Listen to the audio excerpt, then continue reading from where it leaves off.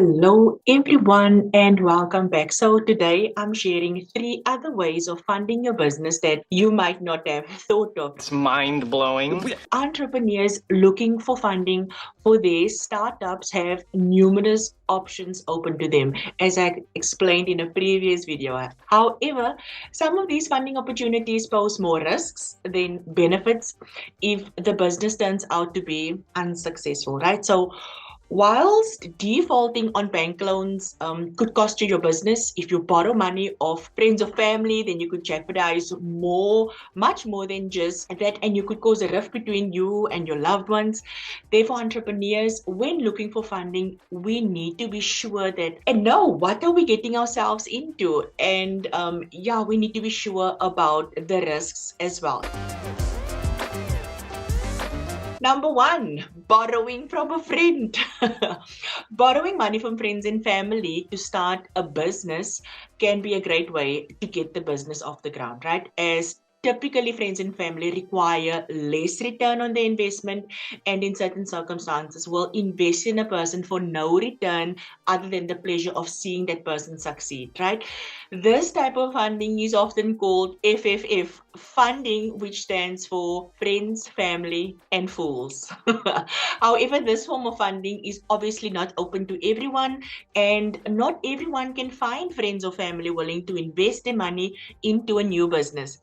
The natural inclination for many entrepreneurs is to first turn to their friends and family for help to fund their new ventures. While this is the ideal situation with low to none interest rates and deadlines, loved ones have also felt the same economic pinch and don't always have the funds available, or might not have as much in their savings as the ones.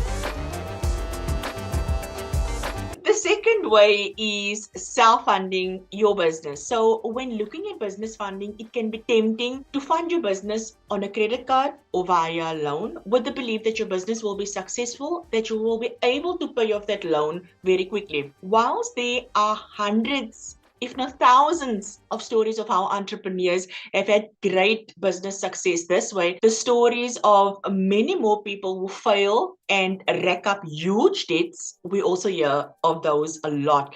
The main thing is to remember with credit cards is that the interest repayment is typically very, very high. So it is never recommended to fund your business on a credit card. What you can also do is fund your business or obtain the capital that you need through selling stuff that you don't need. So I have experience on this. I always find if I have, like, for example, my cinch machines that I bought, my bookbinding machines that I bought, those machines was funded through something that I sold which I didn't need. My workshop renovations was done through selling things that I don't need. We all have stuff lying around in our homes, in our garages that we don't need. So just take it, sell it, put it on Facebook Marketplace, sell it and use that. It might not be the big amount that you need, but surely it can start to be something that you could use to buy something that you need in your business. The third one is crowdfunding platforms. Now, crowdfunding is the practice of funding a project or venture by raising money from a large number of people, typically via the internet. Perhaps a more modern version of this type of small business financing is by using crowdfunding. This type of funding can work well for some small business types if you're looking to raise money for product development, but it doesn't suit everybody, right?